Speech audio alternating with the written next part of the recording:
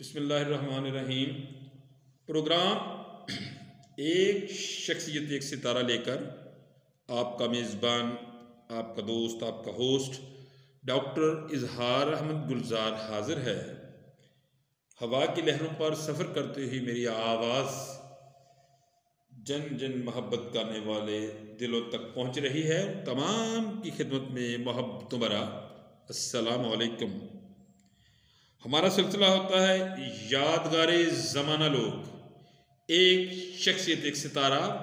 आज का प्रोग्राम एक शख्सियत एक सितारा ही नहीं बल्कि एक शख्सियत एक सहारा। आज इस प्रोग्राम का मैं सलाम अकीदत पेश कर रहा हूँ। वो मेरे वालिद ग्रामी अलैहि रहमा जनाब राणा मोहम्मद गुलजार खां रहमतुल्लाह अलैह की खिदमत में मोहब्बतों और प्यार का नजराना पेश करना है। ये सितारा ही नहीं बल्कि मेरे दिल का सहारा है। मुझे उनका जिक्र करते हैं जो तमानियत मिलती है, जो सुकून मिलता है, वो मैं बयान नहीं कर सकता। तो तुझे ए जिंदगी ढूंढूं कहाँ से, कौन कहता है कि सांस से मैं जिंदा हूँ, जबकि हर सांस से पहले तेरी याद आती है, जबकि हर सांस से पहले तेरी याद आती है।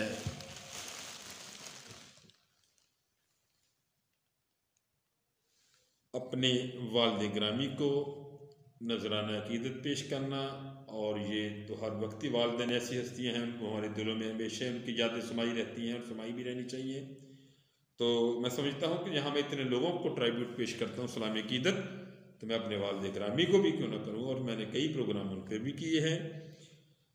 अक्टूबर जब भी आता है ये जर्द पत्तों की तरह मुझे भी उदासी की कैफियत में मुब्तला कर देता है। खुदा की उदासी सिर्फ दरख्तों से ही नुमायाँ नहीं होती, इसके नमूदार होते ही मेरा दिल भी उदासी के समंदर में डूब जाता है। वक्त भी क्या अजीब चीज़ है, पलक झपकते ही गुजर जाता है। ये दौलत उस सूरत के साथ हमारे हाथ से निकल जाती है कि बाद में हम हाथ मलते रह जाते हैं। कोई शख्स अपनी शदीद ख्वाहिश और सर तोड़ कोशिश के बावजूद बीते हुए लम्हात और आबे रवां के लम्स से दोबारा किसी सूरत फैज़ याब नहीं हो सकता। हमारी महफिल के वो आफ्ताब व महताब जिनका वजूद हमारे लिए सरचश्माए फैज़ होता है, देखते ही देखते अदम के कूच के लिए रखते सवर बांध लेते हैं और हमें दायमी मफारकत दे जाते हैं। उनके ना होने की होने पर हमारी आंखें खुली की खुली रह जाती हैं और दुनिया ये सानहा देखती की देखती रह जाती है।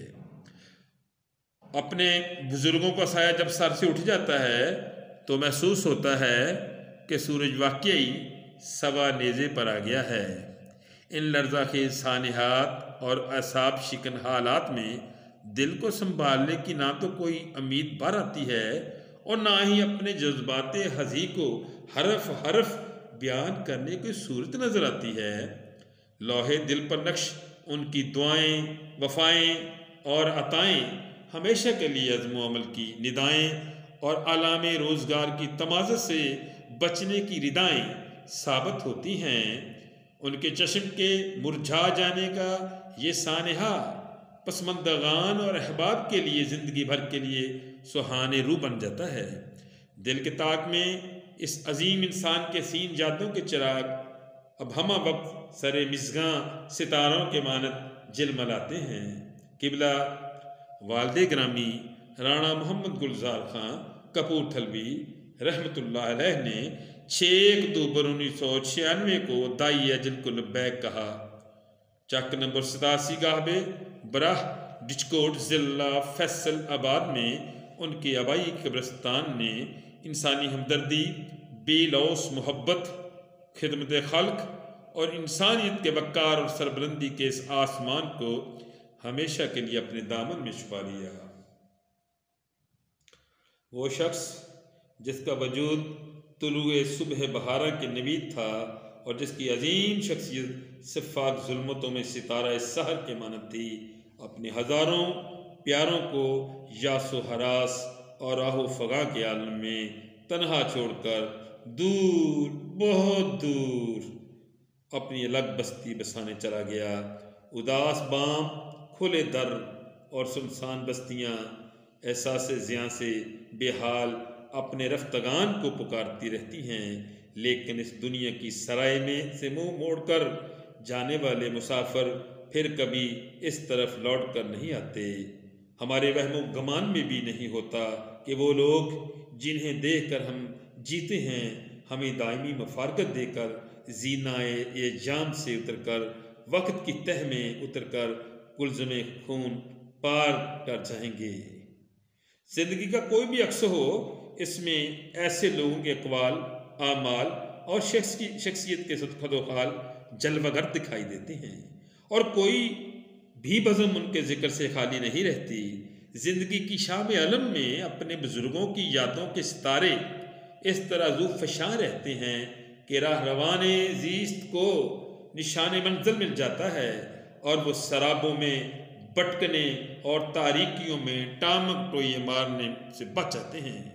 ज़िंदगी की शबे तारीक में रास्ता दिखाने वाला ऐसा ही एक ताबिंदा सितारा जनाब राना मोहम्मद गुलजार खां कपूरथलवी था। राना मोहम्मद गुलजार खां कपूरथलवी रहमतुल्लाह अलैह 1938 को राजपूत कबीले के में चौधरी मोहम्मद बख्श राजपूत के घर रियासत कपूरथला मशरकी पंजाब हिंदुस्तान में पैदा हुए। आपके वालिद ग्रामी कपूरथला की गला मंडी में आड़त का वसी कारोबार करते थे। इब्तदाई तालीम रियासत कपूरथला से हासिल की। क़याम पाकिस्तान के वक्त आपकी उम्र 8 साल थी। इस आज पुरअशूब दौर में तालीमी सहूलतों के फुकदान की वजह से आप मैट्रिक तक न पहुँच सके। फिर छोटी बड़ी मुलाजमतें शुरू कर दी। इस तरह आपने अपनी मुलाजमतों के साथ साथ लिखने का, पढ़ने का सिलसिला जारी रखा। राना मोहम्मद गुलजार खान का जो पहचान है अदब में वो कालम नगारी है, अफसाना नगारी है। उनके जो कालम थे वो बड़े ही शगुफ्ता और लतीफ़ पैराए में गुदे होते थे। बज़ाहिर ये कालम हल्के फुल्के अंदाज में सफ़र करते हैं, मगर उनके बातन में एक ऐसी फ़िक्र रवा दवा थी जिसका अंदाज कालमों के इन मौज़ूअत से होता है जो उनके कालमों के अंदर की सूरत हाल को उजागर करते हैं। उनके ये कालम फैसलाबाद की मुकामी अखबारात में तसलसल शाया होते थे, जिनमें डेली बिजनेस रिपोर्ट ख़ास तौर पर काबिल ज़िक्र है। उन्होंने अपनी इजहार ख्याल के लिए मुआशरे के छोटे से मगर अहम मौज़ूअत को मुंतखब किया और राना साहब का कलम जो था वो कलम के बजाय एक ऐसा निश्तर था जो मुआशरती नाहमवारी के पौधे को काट डालने में मसरूफ़ रहा। उन्होंने अपनी तहरीरों में समाज के मकरूह चेहरे पर बेइंतहा थप्पड़ रसीद किए हैं। उनके कालम महज कालम ही नहीं बल्कि टूटती बिखरती कदरों के नोहे हैं, समाजी मुआशरती जवाल के मरसिए हैं, माहौल में बिखरी हुई फिजाई समाजी, रूहानी और मुआशी आलूदगी के करम हैं। तो राना साहब के जो